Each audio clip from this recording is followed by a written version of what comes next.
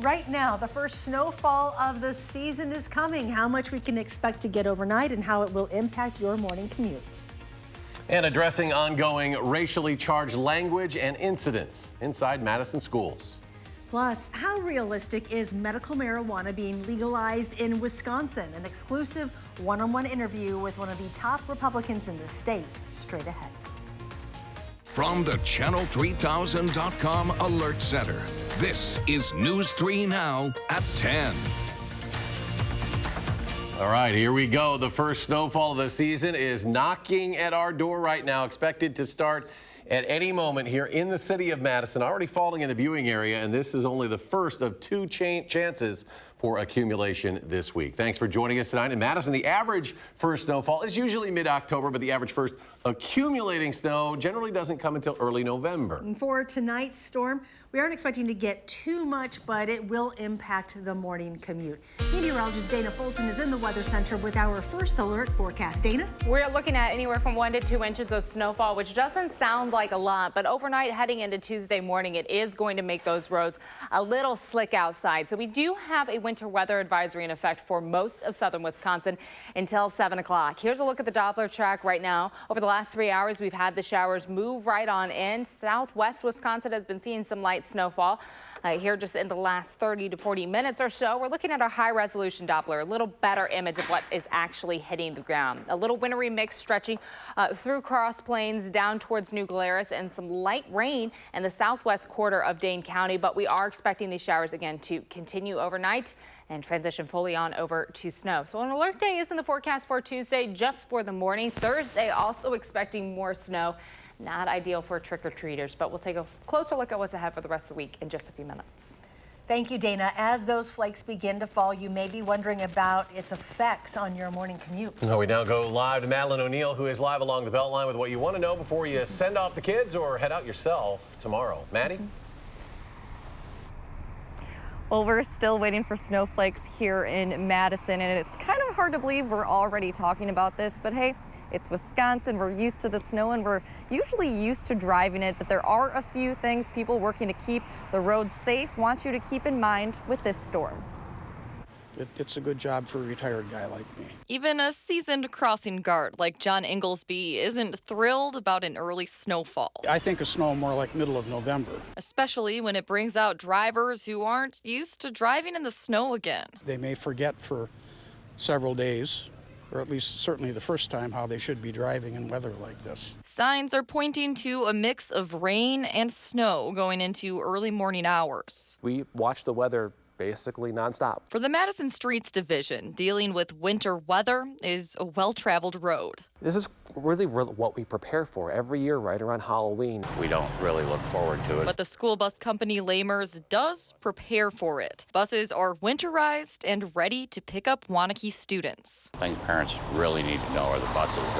They're built like tanks, and they don't realize that a bus weighs almost 40,000 pounds, so they go through the snow very, very easily. Because of warm temperatures, snow isn't expected to stick. And worst case scenario, there are some slick spots in the city. That should be all cleared up by the time morning rush hour comes. Now's the time to prepare for what's yet to come. This is a good storm to kind of get your feet wet with winter again, relearn all those winter driving techniques. Tried and true techniques like giving yourself extra time and space can keep things running smoothly for cars, buses, and students alike. It's important not to go too fast so you're ready to stop.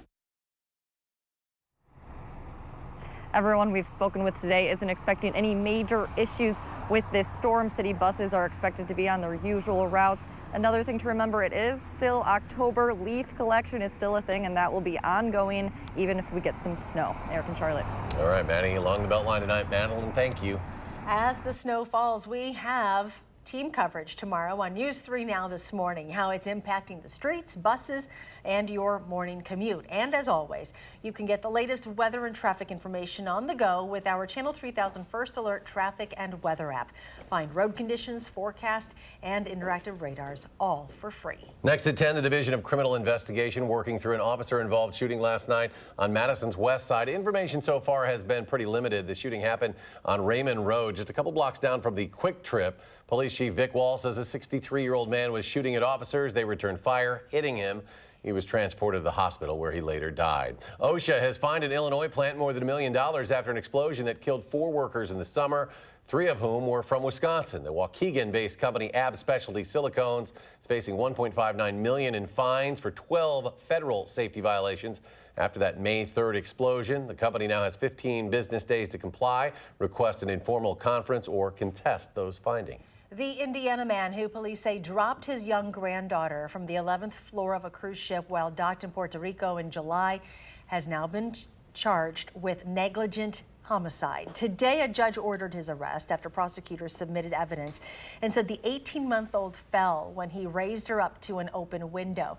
He's being held on a $80,000 bond.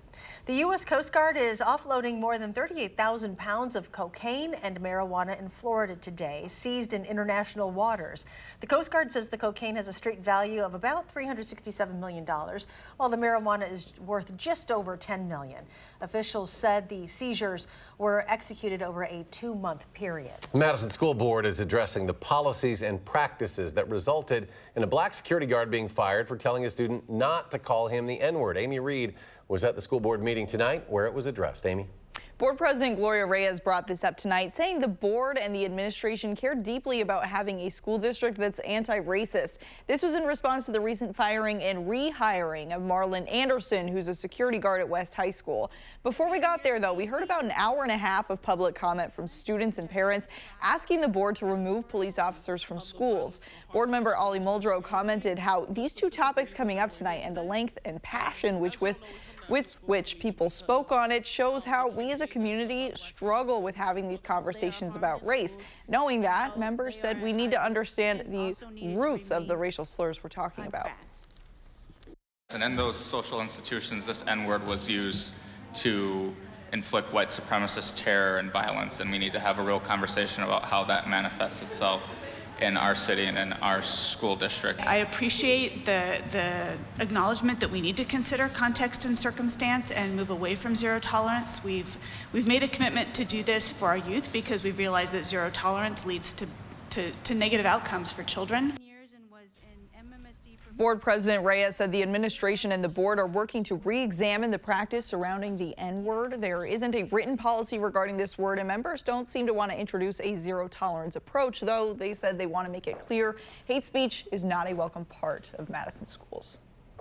The Oregon School Board has chosen a new superintendent. Dr. Leslie Bergstrom is a longtime educator and administrator, currently serving as the deputy superintendent. She will succeed Dr. Brian Bussler, who is retiring at the end of the school year after serving 14 years as the district leader. And from rapidly growing Sun Prairie tonight, the school board approves the recommendation for high school nicknames. The current school will become the Sun Prairie East Cardinals, and in 2022, the Sun Prairie West Wolves will be that second Sun Prairie High School. The new Cardinal Heights Upper Middle School will be the Huskies. That $164 million referendum on the construction passed back in April. This is not an ideal way to start off your work week. A sinkhole swallowing up a city bus. This is in downtown Pittsburgh in the middle of the morning rush. Witnesses say the bus was at a red light when that sinkhole opened up. Everyone on the bus was able to get out. No one was injured. Still ahead tonight, more than 30 states have now legalized it. But what are the realistic chances of it happening here in Wisconsin? When we come back, an exclusive one-on-one interview with Speaker Robin Voss and what he says is keeping medical marijuana from being legalized here. Stay with us.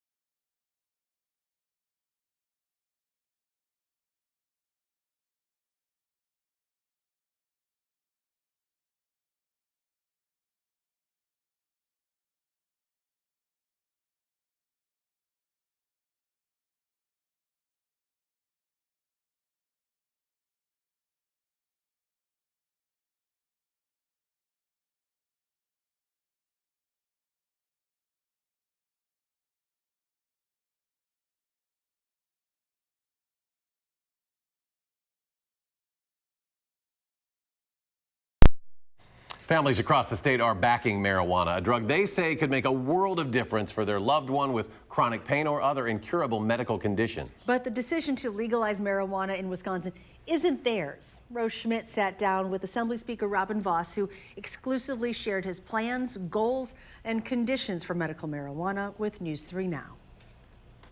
I could actually take him to a zoo. You know, I could take him to a water park in the Downs.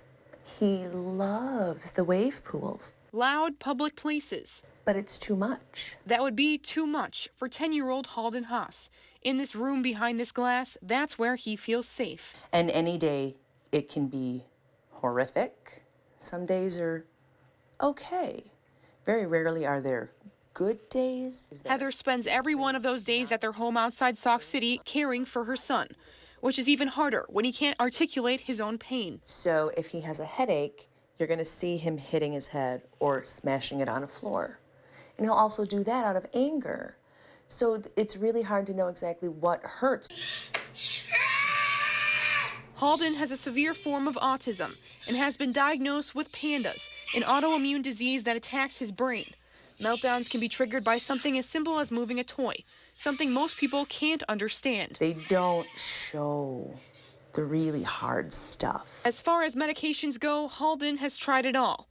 CBD oil helps, but it's not enough. And there is not one med that can fix that. Oh yeah, there is. It's called cannabis. Why is medical marijuana one of your priorities for this legislative session? Well, I think it's a topic that I would like to have us discuss and see if there's a way for us to do a very limited version in Wisconsin. In an exclusive interview with News 3 Now, Republican Assembly Speaker Robin Vos says he's open to legalizing marijuana for medical use. I have people that I love who've dealt with very debilitating diseases. There's no cure. There's no ability to treat it other than by pain medication. There's a bipartisan bill out there already on medical marijuana. Is that something you do support? No. Why not? It's way too broad. Vos's conditions: people wouldn't be able to grow marijuana themselves, and it would have to be provided and regulated like a prescription painkiller. For me, it shouldn't be smoked. It should be taken in pill form. It shouldn't even be edible so a child could get at it. Wisconsin is now being dubbed as an island surrounded by weed, with Michigan, Minnesota, and Illinois all legalizing it in some form. But in the Badger State, really the majority of Wisconsin physicians do not favor medical marijuana. And Dr. Molly Raleigh says that's the official position of the Wisconsin Medical Society. We don't disagree that there are some people that feel like marijuana helps them in some way, but it doesn't mean that physicians want to prescribe it. Dr. Raleigh cites a lack of high-quality research for medical marijuana.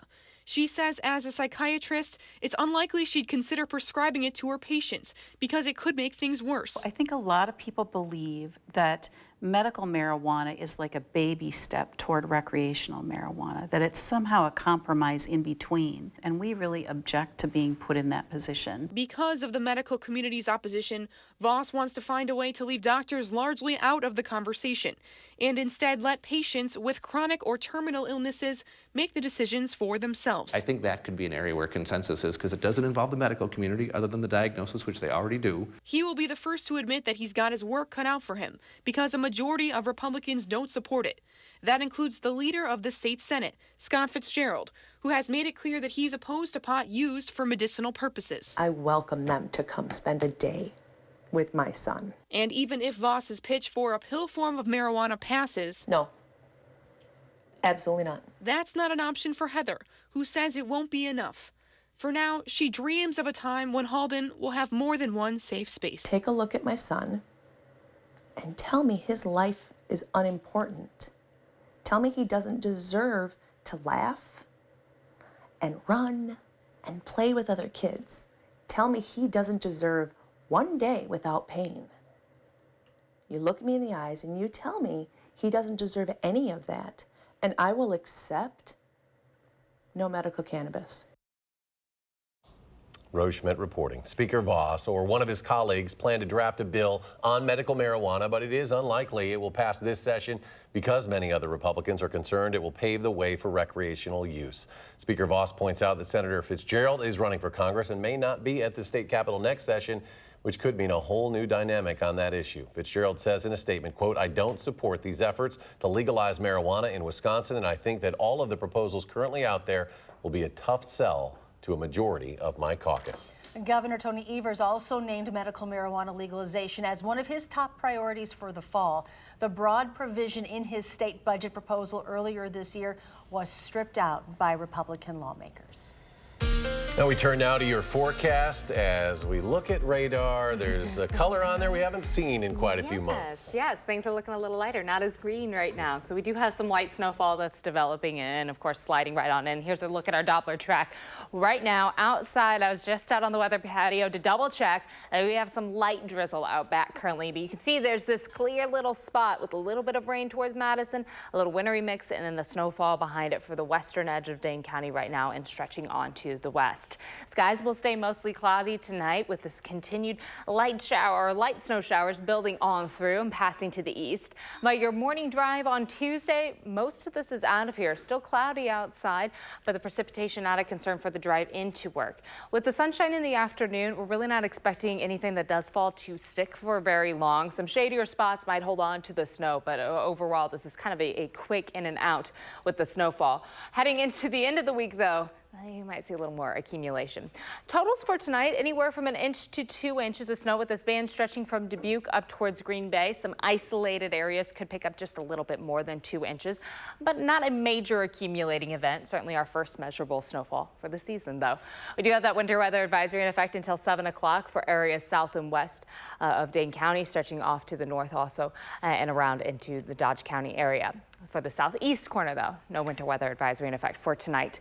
Heading into Wednesday night and Thursday, that's when our next opportunity for snow will develop again. So for Wednesday night and Halloween, the snow showers start to come in, and it does look right now like they will last for most of the day on Thursday. The good news, the snowfall seems to wrap up closer to 6, 8 o'clock. And once the snow is out of here, of course, we'll get a little bit of a dry spell stretching into the weekend. But the snowfall coming in for Wednesday night and Thursday does seem like it's going to bring a little more accumulation. As far as those exact numbers, models are a little all over the place right now, but certainly going to be another measurable snowfall, one that will not be very good for trick-or-treaters outside. Any snow on Halloween, not really a good thing. Heading into tomorrow morning, temperatures will be in the upper 20s. It'll be a very chilly start to the day. In the afternoon, high temperatures are in the upper 30s with a partly sunny sky. Clouds build back in Tuesday night. For Wednesday morning, we're expecting a mostly cloudy sky with some light rainfall possible first late in the afternoon, as temperatures will still be above freezing, but those will quickly change on over to snow showers late Wednesday night, stretching into Thursday. We still have the alert day in the forecast for Tuesday and Thursday. For Tuesday, it's really just in the morning, as roads will be a little wet, a little slick early on. Overnight lows tonight will be in the upper 20s. Cool outside with any light drizzle like what we have right now out on the patio. It will change right on over to light snowfall. Thankfully, not much of a breeze, only about 5 to 10 miles per hour. Tomorrow, partly sunny with the snow showers ending early in the morning. High temperatures will be in the upper 30s. Again, early in the morning, since we'll be below freezing, the slick roads definitely a concern, of course. Could be a little icy in spots. Wednesday will also be in the upper 30s. Temperatures stay in a similar spot. By Thursday morning, we're back to the upper 20s, and Thursday afternoon, we're in the mid 30s with the snow coming through. That means anything that does fall overnight and for Thursday likely going to stick, since we'll stay in the low 30s heading into Friday morning. Friday in the mid 30s with that sunshine. It might help eat away at it a little bit, but it does seem like the snow will also hold on for Friday for the first day of November. Looking ahead to the weekend at the start of November, we have a nice dry stretch. Temperature-wise, we'll still stay quite a bit below average. It'll be a little chilly outside looking through that entire 10-day forecast. So a little snow tonight and a little snow for Halloween. It's like a little tease of sorts. It is. And, you know, we have to wrap up October with a little bit of accumulating snow. So I guess we do. All right. Nobody asked for it, but it's here. Thank you. Thanks, Dana. So why are the Packers so much better this year when they couldn't even make the playoffs last year? Aaron Rodgers has an explanation in sports.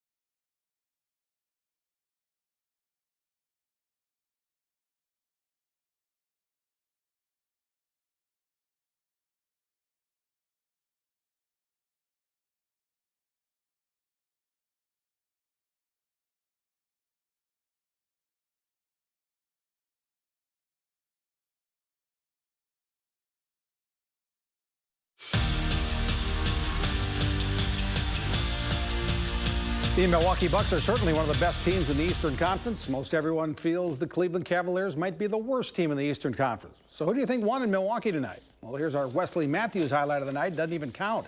Usually you get continuation in the NBA, but despite that great shot, no basket. Fouled before the shot. You know who had a good night, though? Pat Connaughton. Here's a catch-and-shoot three. He had 17 points. Chris Middleton leads with 21. Giannis, 14 points, 10 rebounds, 7 assists. Bucks win 129-112. The Packers have their next home game flexed for television. The game against the Carolina Panthers at Lambeau Field, Sunday, November 10th, has been moved from noon to a 3:25 p.m. kickoff. The game will still be televised on Fox. Next Sunday, the Packers play at the Los Angeles Chargers in another 3:25 kickoff. And, of course, last night, the Packers moved their season record to 7-1 with a 31-24 win at Kansas City. The play of the night was Aaron Rodgers flipping one to the back of the end zone, and running back Jamal Williams somehow caught it and stayed inbounds for the touchdown. When things like that happen, you have to think about Rodgers for NFL MVP and the Packers as legit contenders. Well, we're playing a lot better. You know, last year we couldn't win a game on the road. This year we've won in Chicago, Dallas, and Kansas City. That's three pretty tough places to play. So, you know, we're playing a lot better. Yeah, we're finding ways to win these games. The really good teams find a way to win when adversity hits. The Badger men's basketball team plays UW lacrosse in an exhibition game Friday night at the Kohl Center. The Badgers are still waiting on an NCAA appeal to allow transfer Micah Potter to play right away. Right now, Potter has to sit the first 10 games, while many other transfers around the country have been cleared to play. Head coach Greg Gard is waiting and hoping Potter will still be allowed to play in the first semester. Everybody knows he's missed a year already. It'll be a year and a half if this doesn't move forward. So, like I said, it's not many things get me raise my blood pressure. This is one that is. The Big Ten preseason is underway in Minneapolis. The Golden Gophers have their exhibition game against Southwest Minnesota State. Jarvis Omersa with the big dunk. Gophers pull away 73-48 exhibition win at the Barn tonight. The Badger football team has this week off, then hosts Iowa at Camp Randall. Game time for the Wisconsin-Iowa game has been set for 3 p.m. on November 9th. The game will be on Fox. And that's setting up to be an elimination game in the Big Ten West. Minnesota has a 2-game lead on Wisconsin and Iowa. The loser of that Badgers-Hawkeye game will have 3 losses and pretty much eliminate them from a Big Ten championship game. The team that didn't fit in our standings graphic, 0-5 Northwestern, that's the team that won the Big Ten West last season. And we'll be right back.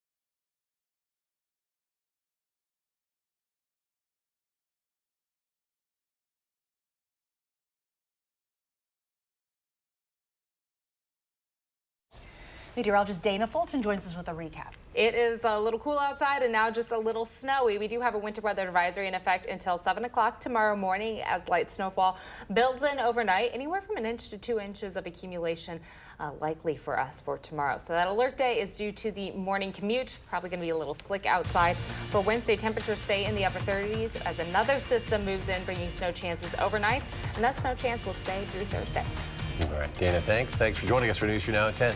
Enjoy your evening and do something good. We'll see you back here tomorrow.